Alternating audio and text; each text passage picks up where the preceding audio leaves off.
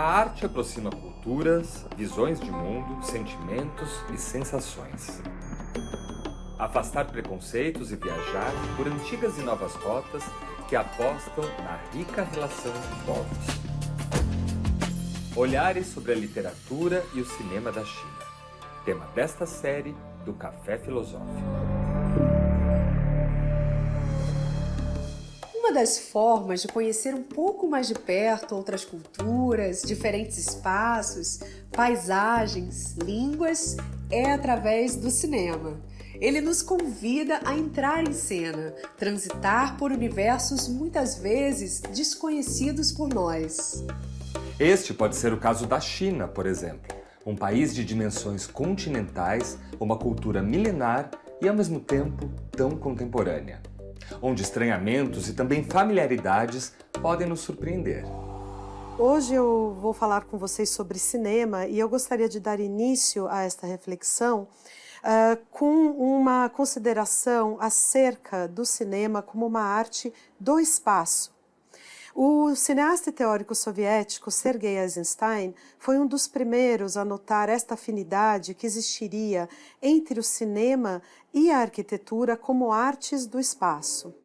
Mais recentemente, a pesquisadora italiana e professora da Universidade de Harvard, Giuliana Bruno, chamou a atenção para esta observação muito perspicaz de Eisenstein, essa compreensão astuciosa do cinema como uma arte do espaço, e sugeriu que o cinema seria uma viagem emocional por diferentes espaços. A Giuliana Bruno evoca a frase conhecida de Michel Desserteaux, que diz que cada história é uma história de viagem, uma prática espacial. Isso sugere, então, que o cinema seria uma prática espacial e a viagem por excelência. As narrativas fílmicas geradas por um lugar e muitas vezes que se passam em uma locação, elas nos transportam por diferentes espaços. O espectador do cinema, que por muito tempo foi equiparado, foi comparado a um voyeur pela crítica e pela teoria de inspiração psicanalítica, se transforma, então, a partir deste entendimento do cinema como uma arte do espaço, em um voyageur ou um viajante, aquele que viaja por diferentes espaços, atravessa diferentes espaços. E a exibição de filmes pode ser comparada a uma espécie de flânerie, ou um flanar pelo espaço. Então, a primeira coisa que é importante lembrar é que o cinema chinês ele é tradicionalmente dividido em gerações de diretores. Gerações agrupadas a partir de suas afinidades temáticas, afinidades estéticas e que se sucedem ao longo das décadas. Desde meados dos anos 80, as chamadas quinta, sexta e a mais recente sétima geração têm sido responsáveis pela crescente notoriedade do cinema chinês ao redor do mundo. A quinta geração, que emerge nos anos 80, ela foi responsável pela modernização da linguagem cinematográfica chinesa e por sua popularidade no exterior. A sexta geração ela emerge nos anos 90 e trata-se de um cinema mais colado ao contemporâneo, mais colado às experiências nas grandes cidades chinesas. E, finalmente, no século XXI, nós temos convivendo um cinema que podemos chamar de um cinema independente, primordialmente o cinema documental, e, ao mesmo tempo, uma crescente indústria de cinema e um mercado bastante pujante de cinema de cunho mais comercial, de entretenimento, que hoje já é o primeiro do mundo. Quais foram os fatores que contribuíram, então, para o aparecimento da chamada quinta geração do cinema chinês nos anos 80? Bem, é importante marcar alguns fatos históricos. Em 1976, morre Mao Zedong e o fim da Revolução Cultural que vinha acontecendo desde 1966. E em 1978, nós temos a 11ª sessão plenária do terceiro comitê central do Partido Comunista Chinês. Esta 11ª sessão plenária, ela é muito importante porque é neste momento que se inaugura uma nova fase na história da China e é uma fase de abertura econômica, liderada por Deng Xiaoping, e que vai durar sua primeira fase de abertura até o início dos anos 90. Um período que também promove uma certa liberalização para as artes, e o cinema vai se enriquecer não apenas do relaxamento da censura, há também uma nova relação que se estabelece entre o partido, o regime, e a produção de filmes. E isso vem a partir de uma gradual privatização dos estúdios, que até aquele momento eram todos do Estado. Então, isso vai gradualmente mudar o panorama do cinema chinês nesta década fundamental. Há, então, um aumento na produção de filmes de entretenimento e filmes considerados de arte, e em detrimento dos filmes de propaganda, que eram os filmes políticos. A Academia de Cinema de Pequim é a principal escola de cinema da China. Ela foi fundada 2 anos após a Revolução Comunista, em 1949, e a primeira turma que se gradua na Academia de Cinema de Pequim após a Revolução Cultural, período durante o qual todas as universidades e escolas haviam sido fechadas, e reabrem, então, após 1976, e a primeira turma que se forma vai ser conhecida como a 5ª geração do cinema chinês. Na Academia de Cinema, esses diretores, futuros diretores, tiveram acesso a filmes estrangeiros, a filmes que vinham da Europa, dos Estados Unidos, do Japão, da América Latina, filmes que não pertenciam ao bloco comunista, que até aquele momento eram os únicos filmes exibidos na China. Muitos livros de teoria cinematográfica, livros sobre cinema, sobre história do cinema, foram traduzidos neste período de abertura inicial. E a 5ª geração pôde ler estes livros, pôde tomar contato com certas teorias, e eu destacaria aqui principalmente o grande teórico e crítico francês André Bazin, que escreveu no período do pós-Segunda Guerra Mundial e que é o pai do realismo cinematográfico.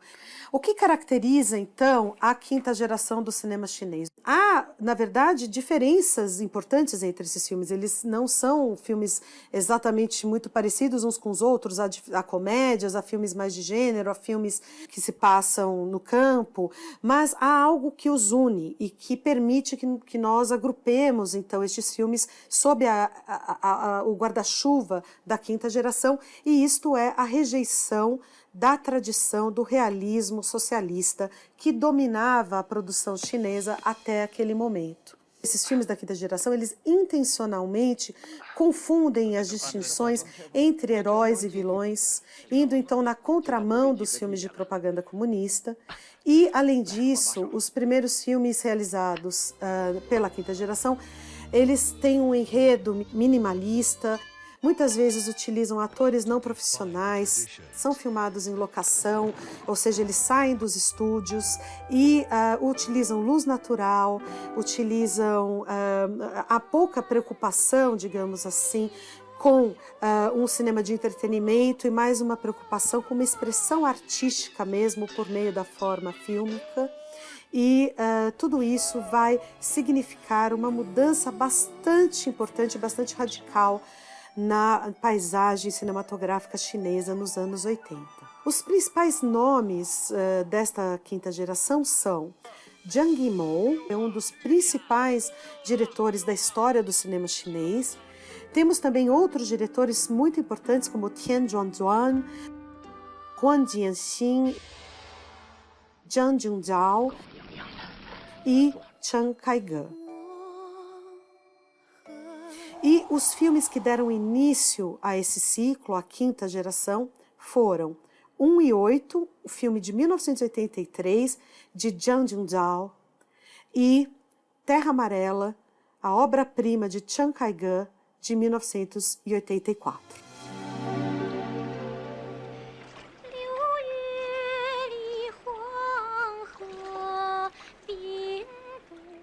Terra Terra Amarela conta a história de um soldado do exército comunista nos anos de 1930 que viaja pelos vilarejos da província de Shanxi, no norte da China, coletando músicas folclóricas a serem posteriormente adaptadas para uso do Partido Comunista Chinês. Apesar de seu conteúdo nacionalista, se distingue completamente dos filmes de propaganda que eram, até os anos 1980, a norma no país. Segundo a especialista em cinema chinês Cecília Mello, este filme trouxe um interesse renovado por essa cinematografia por parte de estudiosos e do público especializado ao redor do mundo, lançando um importante debate acerca de questões estéticas no cinema chinês. Além de Terra Amarela, um outro filme muito importante, marco também da quinta geração, que é O Sorgo Vermelho, o filme realizado em 1987 por Zhang Yimou. Zhang Yimou que havia fotografado o Terra Amarela para o seu colega de geração, Chiang Kai-gan. Este filme, O Sorgo Vermelho, ele conta com a Gong Li no papel central, no papel principal, ainda com 17 anos. Ela veio a se tornar uma das principais estrelas do cinema chinês e este filme marca o início dessa colaboração entre Zhang Yimou e a Gong Li, que vai durar por muitos anos. Eles vão inclusive casar-se, depois se separam. O Sorgo Vermelho é baseado em um romance de Mo Yan, vencedor do Prêmio Nobel de Literatura em 2012, e a ação do filme se passa nos anos 20 e 30. É um filme que catapultou Zhang Yimou para a fama internacional, é uma estreia extraordinária de um diretor jovem, e ele ganhou o Urso de Ouro no Festival de Berlim, um dos principais festivais de cinema no mundo, pelo Sorgo Vermelho, em 1988. O filme ele apresenta um rico estilo visual, que é uma das marcas do cinema do Zhang Yimou até hoje, e uma narrativa também muito forte, uma certa preocupação com elementos étnicos e culturais e um desejo de mostrar um pouco da cultura chinesa para o mundo por meio do cinema. E este foi o primeiro filme chinês a ser lançado nos Estados Unidos comercialmente. Tanto o Sorgo Vermelho quanto o Terra Amarela passaram no Brasil, em São Paulo, na Mostra Internacional de Cinema, nos anos 80, que eram os primeiros a virem para o Brasil após tantas décadas de isolamento e de fechamento. No próximo bloco... É muito interessante esse fenômeno e pensar um pouco por que será que a dupla e a história dessa dupla sertaneja teria atraído tanto o público chinês.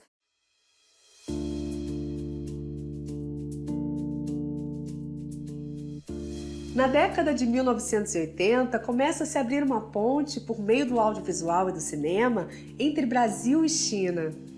Após décadas de distanciamento entre esses dois países, foi neste período de abertura chinesa que se deu o intercâmbio de produções brasileiras sobre a China e de obras nacionais que viajaram para lá. Nesta década de 80, haverá também um documentário muito importante chamado China, o Império do Centro, que foi dirigido pelos irmãos Salles, Walter Salles e João Moreira Salles, para a TV Manchete. 1987. Fazem 10 anos que a Revolução Cultural terminou. Fazem também 10 anos que a China vem tentando eliminar o arcaico para poder traçar o seu projeto de modernidade. Gostaria de chamar a atenção para dois fenômenos muito curiosos e importantes que ocorreram também na década de 80 e que dizem das afinidades possíveis entre Brasil e China, apesar de, claro, estarmos falando de um período no passado, em 1980, muita coisa se transformou e mudou até hoje, mas acho que há algo ainda que pode ser compreendido a partir dessas duas experiências que eu vou relatar brevemente para vocês. Uma delas é um fenômeno muito curioso, que foi a popularidade da dupla sertaneja Milionário José Rico na China nos anos 80. Essa dupla sertaneja havia sido objeto de um filme de ninguém menos que Nelson Pereira dos Santos, que é um dos principais nomes do nosso cinema e um dos pais do cinema novo. Então, Nelson Pereira dos Santos ele dirige um documentário muito importante chamado Estrada da Vida, cujo título é o título de uma das principais canções de Milionário José Rico. Esse filme passa em festival na União Soviética, acaba chamando a atenção de chineses e é levado até a China e faz um enorme sucesso. Eles acabam, a dupla, indo até a China em uma turnê pela sua gravadora Continental e com o apoio do governo chinês para cantar para o público chinês.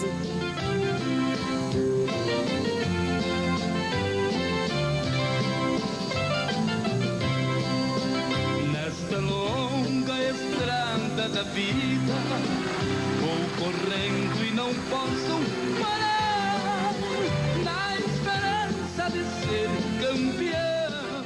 Então é muito interessante esse fenômeno e pensar um pouco por que será que a dupla e a história dessa dupla sertaneja teria atraído tanto esse público que começava a sair do campo e ir para as cidades, que começava a migrar dentro do seu país em busca de emprego nos grandes centros urbanos. Um país que passava de um país predominantemente agrário para um país gradativamente urbano, né? Transformação essa que vem ocorrendo até hoje. Um outro fenômeno curioso e mais conhecido é a enorme popularidade da novela da TV Globo Escravizaura, de Gilberto Braga, que foi transmitida no Brasil entre 76 e 77, e que depois foi exportada para vários países ao redor do mundo, entre eles a China. Ela chegou à China em 1984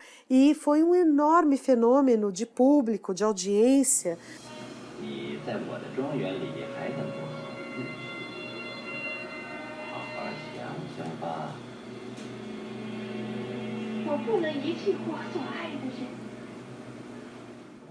Os chineses se apaixonaram por essa novela e principalmente pela sua estrela, a atriz Lucélia Santos, que se tornou nessa época uma estrela na China, reconhecida pela China toda, inclusive ganhando um prêmio, o Prêmio Águia de Ouro, em 1986, um prêmio inédito para um ator, uma atriz estrangeira, né? Então, realmente algo fenomenal que ocorre nos anos 80.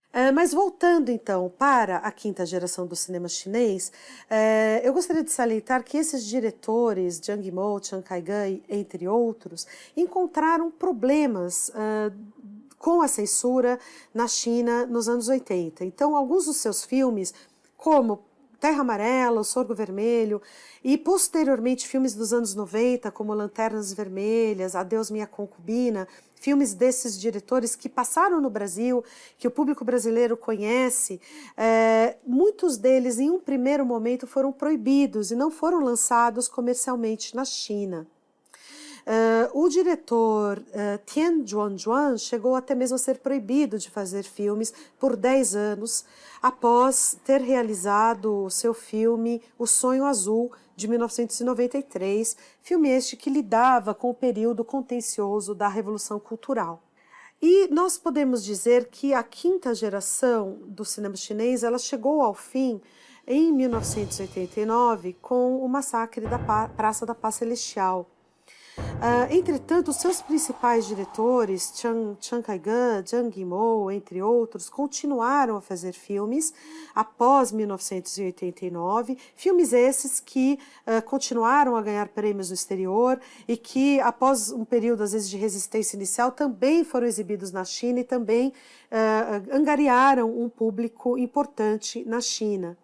E, aos poucos, esses diretores se aproximaram cada vez mais dos órgãos de controle da produção de cinema na China, chegaram a certos acordos com esses órgãos, começaram a produzir filmes com o aval do governo, e essa aproximação, eu diria que talvez tenha chegado no seu ápice com o convite que Zhang Yimou recebeu para dirigir a abertura das Olimpíadas de Pequim em 2008, um espetáculo absolutamente extraordinário, inesquecível, que ele dirigiu, então, foram as Olimpíadas que marcaram definitivamente a abertura econômica da China para o mundo. No próximo bloco... A sexta geração ela vai revelar, a partir do cinema, toda uma realidade que até aquele momento permanecia ausente das telas.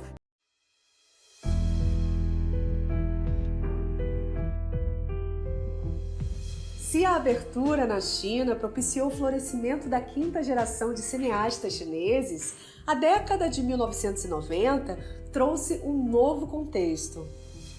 No lugar de reflexões abstratas ou do exibicionismo da cultura e história chinesas, a sexta geração, ou geração urbana, revelou uma inclinação por imagens e temas que expressavam sentimentos de alienação, angústia, uma certa revolta contra o status quo e lidavam com questões contenciosas como alcoolismo, prostituição, sexo, drogas e violência. Essa ênfase em uma subcultura jovem estava até então ausente no cinema chinês. E não é de se admirar que muitos desses filmes tenham sido proibidos na China, enquanto eram secretamente levados para a Europa para serem exibidos em festivais. Com a forte censura que seguiu os eventos de 1989, surge na China, no início dos anos 90, uma nova geração de cinema. Esta geração que era muito ligada a um movimento underground, um movimento com forte traço de amadorismo, um movimento que realmente vinha da arte independente, que havia crescido durante os anos 80, mas que naquele momento se encontrava um tanto quanto sufocada.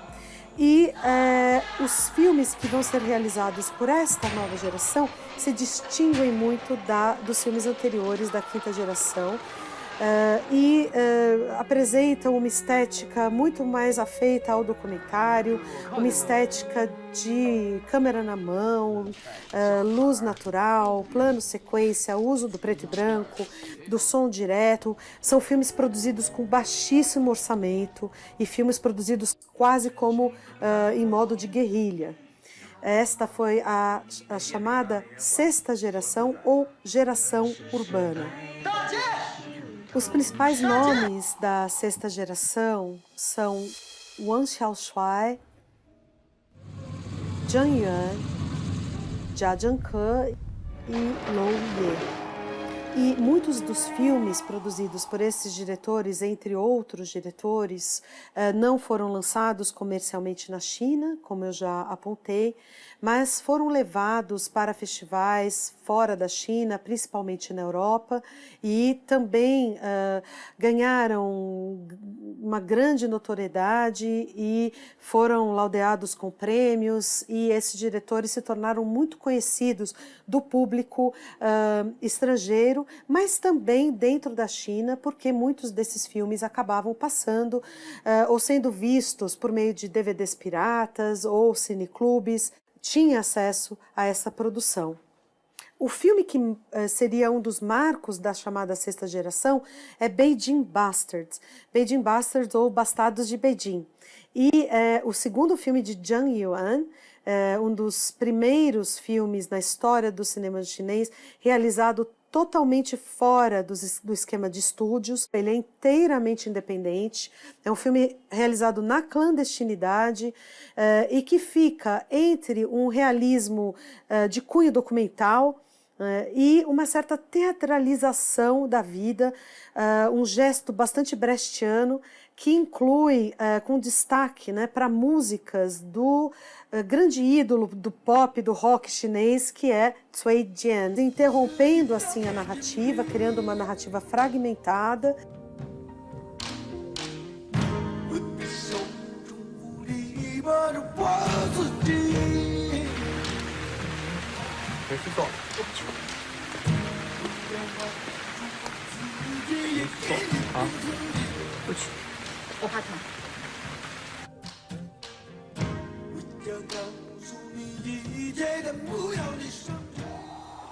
A sexta geração, seja na ficção ou no documentário, ela se relaciona com a quinta geração, o seu realismo se relaciona com o realismo da quinta geração a partir de um princípio de dialética. Significa que a quinta geração, ela privilegiava histórias passadas no campo, no interior da China. Você não sabia identificar exatamente qual era o momento histórico, poderia ser década de 30, década de 40. E a sexta geração, ao contrário, ela traz as histórias para o aqui e agora, para a contemporaneidade, para os espaços urbanos da China, e com isso há um passo em direção a um realismo maior, né, do dia a dia, dos acontecimentos daquele momento, de um dado momento preciso, marcado. E é importante também aqui salientar uma característica do realismo nas artes, que é a sua capacidade de revelar algo até então escondido, ou algo até então ignorado pela representação artística. Então, a sexta geração ela vai revelar, a partir do cinema, toda uma realidade que até aquele momento permanecia ausente das telas, ausente da representação cinematográfica.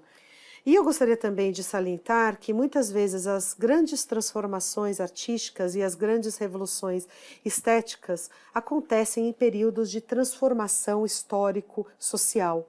A China vem passando por transformações sem precedentes na história. E estas transformações requerem também a articulação de novas maneiras para se falar desta realidade. Neste contexto, a tecnologia digital aparece como um elemento fundamental nessa articulação dessas novas línguas para abordar esta nova realidade. Essas grandes transformações pelas quais a China passa têm uma relação direta, como eu já apontei, com a chamada Era das Reformas de Deng Xiaoping,改革开放, que tem início em 1978 e dura a primeira fase até 1992. Esta Era das Reformas, esta abertura econômica da China, vem produzindo efeitos muito fortes nos espaços urbanos da China e vem ocasionando, então, o desaparecimento de construções, de prédios, para a construção de novos prédios, novos viadutos, linhas de metrô, rodovias, tudo isso que vem sendo realizado, ferrovias, né? Tudo que vem sendo realizado na China desde 1980, da década de 80, e que vem tendo um impacto muito forte na sua paisagem urbana. E há, por parte dos cineastas, um desejo de registrar o desaparecimento de espaços, ou seja, o desaparecimento do velho e o surgimento do novo. E há, sim, um desejo de, a partir do que é único do cinema, que é a sua capacidade de se relacionar ou de captar o real de maneira imediata, captar a duração real, utilizar, então, esta peculiaridade que é própria ao cinema para preservar algo que é efêmero, algo que passa, algo que desaparece, um real instável. Dentro deste panorama, o principal nome, sem dúvida nenhuma, é Jia Zhangke. Jia Zhangke é o mais importante diretor chinês na atualidade e um dos diretores mais importantes no mundo.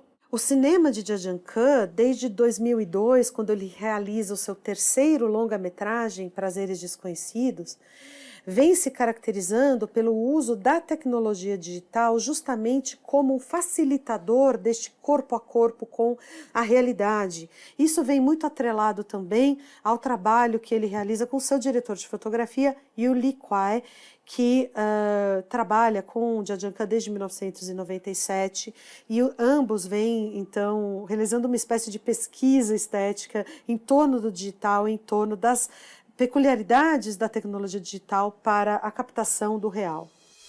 Nascido em 1970 na cidade de Fenyang, província de Shanxi, no norte da China, Jia vivenciou durante a primeira parte da sua infância os anos da Revolução Cultural, período em que enfrentou, ao lado de seus pais e da irmã mais velha, grandes dificuldades materiais. Jia pôde testemunhar a primeira década de abertura econômica de seu país.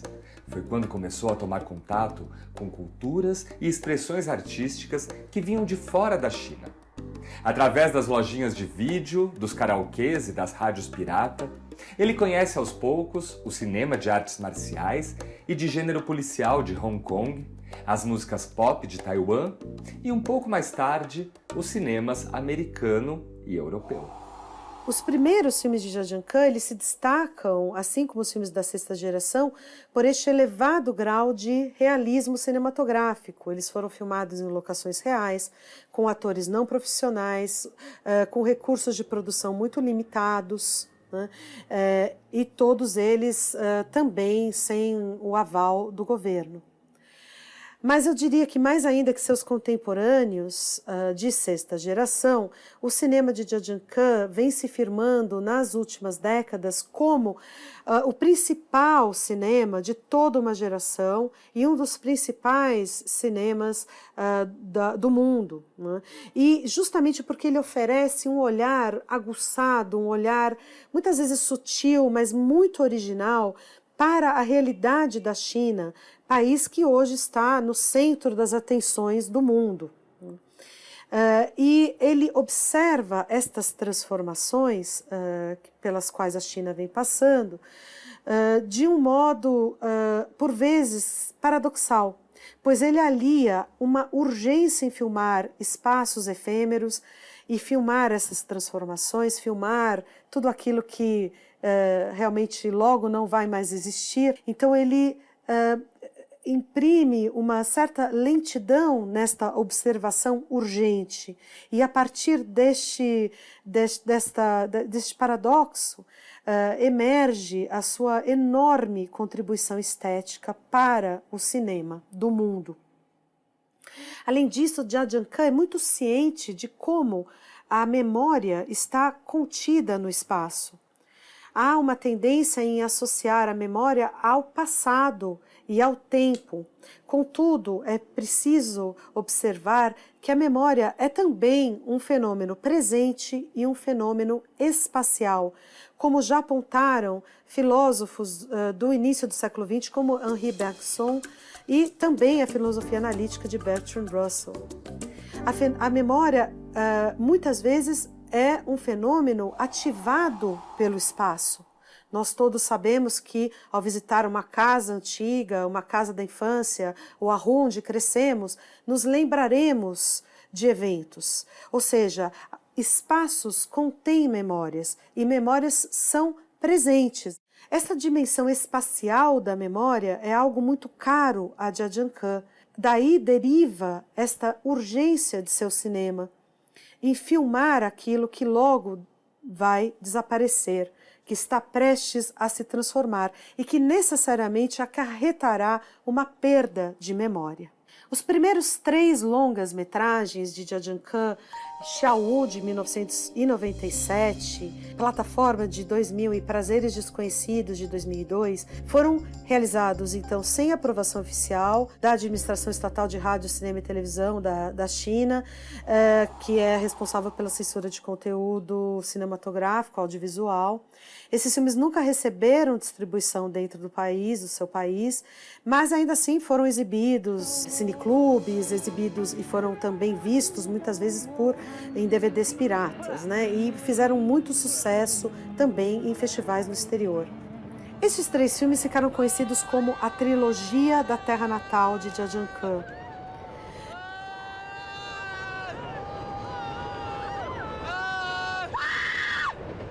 E eles sedimentaram uma relação entre o artista e sua terra, o artista e sua cidade natal, que persiste até hoje de modo decisivo.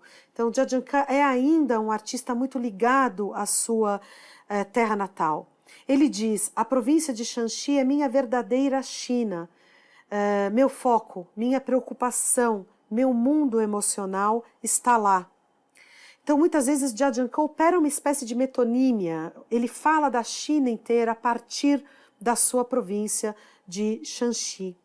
E este traço foi captado com enorme sensibilidade pelo diretor brasileiro Walter Salles, este que é também um dos principais diretores do cinema mundial, e que dedicou um documentário ao seu colega chinês intitulado Jia-Jian-Ke, um homem de Fenian, documentário este de 2014, que acompanha Jia Jianke em uma viagem por meio da sua província, das locações de seus filmes, em busca das raízes desta sensibilidade na paisagem natural e também nos habitantes, na paisagem humana da sua província natal. No próximo bloco, o mercado audiovisual e cinematográfico chinês é hoje o maior do mundo.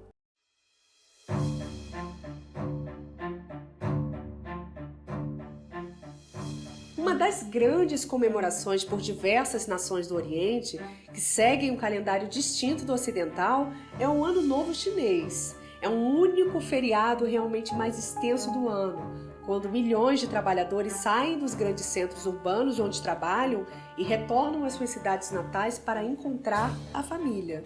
É nesta época, todos os anos, que lá acontece uma gigantesca migração humana.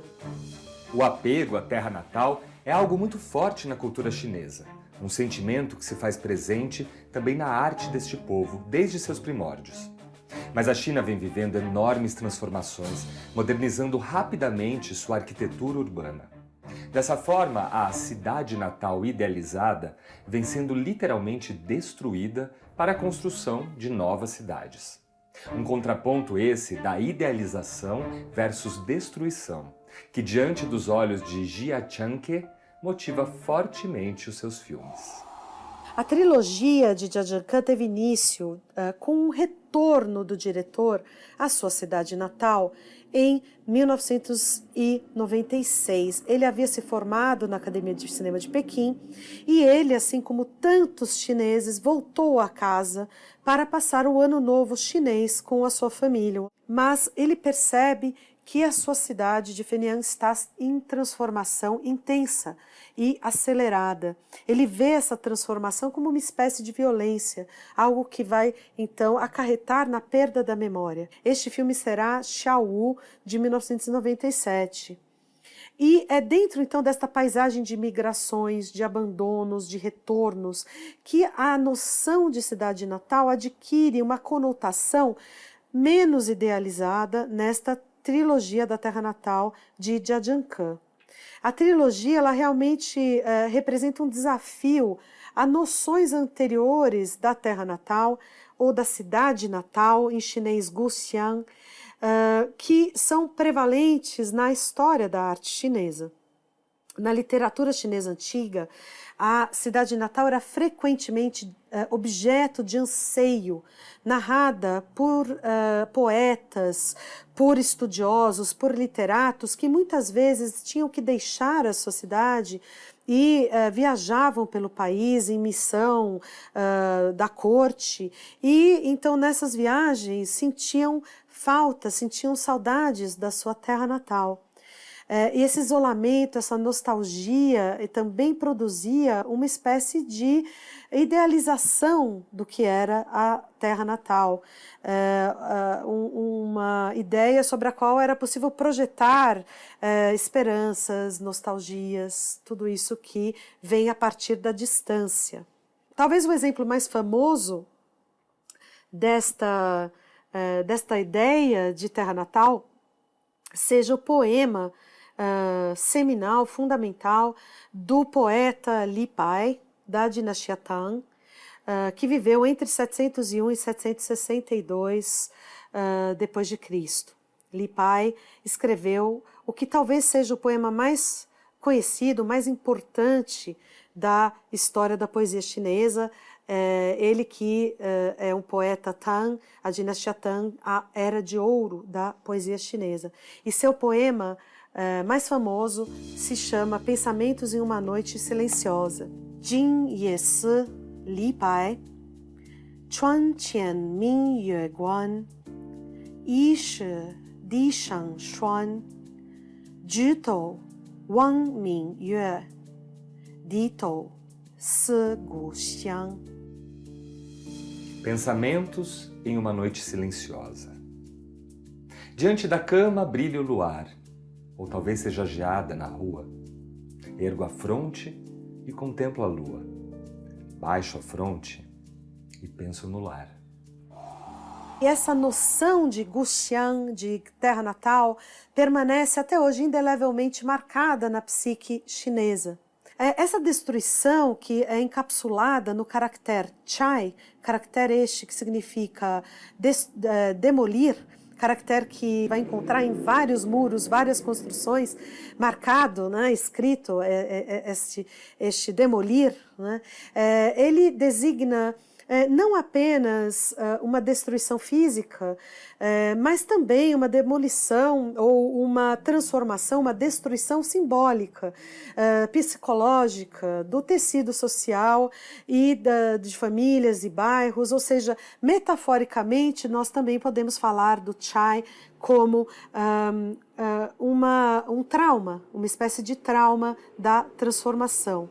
O filme de Jia Ke, de 2002, Prazeres Desconhecidos, que é o terceiro filme da trilogia da Terra Natal, ele também se passa em uma cidade que está em franco processo de transformação naquele momento, e é um título que se refere ao primeiro disco do grupo britânico Joy Division, Unknown Pleasures, e quis, de certo modo, emprestar esse nome, emprestar um pouco desse espírito pós-punk para o seu filme. Ao mesmo tempo, em chinês, o título do filme também vem da música, mas vem de uma canção taiwanesa do cantor Richie Jen, que em chinês se chama Ran Xiao Yao. E a letra da canção, ela fala de um herói, um herói jovem que, apesar de todas as suas dificuldades materiais, dificuldades na sua vida, ele não desanima, ele busca sempre a liberdade de se mover pelo mundo, de viajar, independente de qualquer sofrimento que ele tenha na sua vida. Ele busca a liberdade, ele busca um vagar pelo mundo. Aqui, nesta canção e também no filme, a referência é Zhuangzi. Zhuangzi, que é o nome da obra, a segunda obra mais importante dentro da tradição filosófica do taoísmo, e também o nome do autor desta obra, o filósofo Zhuangzi, do século III a.C. E o Zhuangzi, nesta obra, essa obra que é um dos pilares, então, da filosofia taoísta, ele fala sobre esta existência despreocupada e a importância deste vagar livremente pelo mundo, que deveria pautar a vida do sábio taoísta. Jia Ke, não raro, insere referências à filosofia taoísta no seu cinema, e notadamente seu filme mais recente de ficção, Amor até as Cinzas, de 2018, que entrou em cartaz em São Paulo, são filmes que contêm referências à filosofia taoísta. E é sabido que o taoísmo, ao lado do confucionismo e do budismo, este importado da Índia, formam as três principais correntes filosóficas na China. Esta busca por um vagar livremente, própria do taoísmo, representa para Jia Ke um impulso na sua obra, um impulso também de seus personagens que buscam o seu lugar no mundo. Né? E esse espírito taoísta do diretor e do seu cinema muitas vezes convive, mas muitas vezes se choca com o confucionismo, que é a corrente filosófica hoje mais favorecida pelo governo chinês, justamente porque o confucionismo é uma corrente filosófica que preza pela disciplina, pelo respeito aos mais velhos e é bastante avessa às revoluções. Ou seja, para os primeiros anos, primeiras décadas da República Popular da China, o confucionismo não interessava como um pensamento, já que era muito avesso às transformações, às revoluções. Né? Contudo, mais recentemente, isso a partir da abertura econômica com Deng Xiaoping, nós vemos um retorno gradual ao pensamento de Confúcio, primeiramente com a construção de estátuas e festivais dedicados a Confúcio, posteriormente, durante já o período de Hu Jintao, com a criação dos institutos Confúcio ao redor do mundo e, mais recentemente, com Xi Jinping, também nós notamos um favorecimento deste pensamento confucionista em detrimento da liberdade promulgada pelo taoísmo. E seus filmes mais recentes, Montanhas se Separam, Amor até as Cinzas e o mais recente de todos, Nadando até o Mar se Tornar Azul, filme de 2019, que entrou em cartaz na China este ano. Esses filmes todos foram lançados comercialmente no seu país, tiveram grande sucesso de público e participam, de certo modo, desta mudança que vem passando o mercado cinematográfico chinês a partir do século XXI. O mercado audiovisual e cinematográfico chinês é hoje o maior do mundo. A China havia superado os Estados Unidos no mercado audiovisual em geral, incluindo o mercado de games, em 2018, mas no ano passado ela supera o mercado estadunidense e se torna o primeiro mercado, número 1 do mercado cinematográfico no ano de 2020.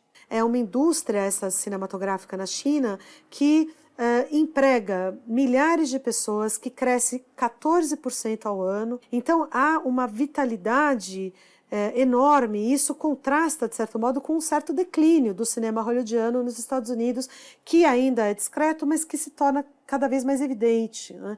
E torna cada vez também mais atraente o mercado cinematográfico chinês para o resto do mundo e principalmente para produtores hollywoodianos. A maior bilheteria da história do cinema chinês é ainda o filme de 2017, Lobo Guerreiro 2, filme esse dirigido por Wu Jin, e que desde seu lançamento vem sendo associado a sentimentos nacionalistas e até mesmo associado a um grupo de diplomatas chineses que ficaram conhecidos como lobos guerreiros por meio de artigos na imprensa chinesa. Nota-se também uma diversificação no mercado, o mercado que é um mercado não apenas de cinema, mas também audiovisual na China, e isso é algo que vem ocorrendo ao redor do mundo, em diferentes países. Então há muito conteúdo hoje sendo produzido na China para a televisão, mas para o video on demand, para as plataformas de streaming, muitas novelas, muitas séries, todo tipo de conteúdo audiovisual, reality shows, tudo isso vem crescendo de forma acelerada. Ao mesmo tempo, nós temos ainda um cinema que se torna cada vez mais independente, mais distante das produções que ocorrem dentro de um esquema estatal ou com aval estatal. Filmes, então, que são realizados, em geral, com câmeras digitais, câmeras mais baratas e principalmente dentro do campo do documentário. Esta seria a chamada sétima geração, uma geração que resiste, de certo modo, continua a realizar filmes de modo independente e que é representada por dois grandes nomes do documentário mundial, que eu destacaria aqui. O primeiro, Wu Wangguan, o pioneiro do documentário independente chinês desde o início dos anos 90, e o diretor Wang Bin, também documentarista, diretor de obras-primas do cinema chinês, documentários extraordinários, premiados ao redor do mundo, mas que continuam a trabalhar de modo independente na China, ou seja, eles não recebem o chamado selo do dragão, que é aquele que vai garantir a distribuição comercial destes filmes na China.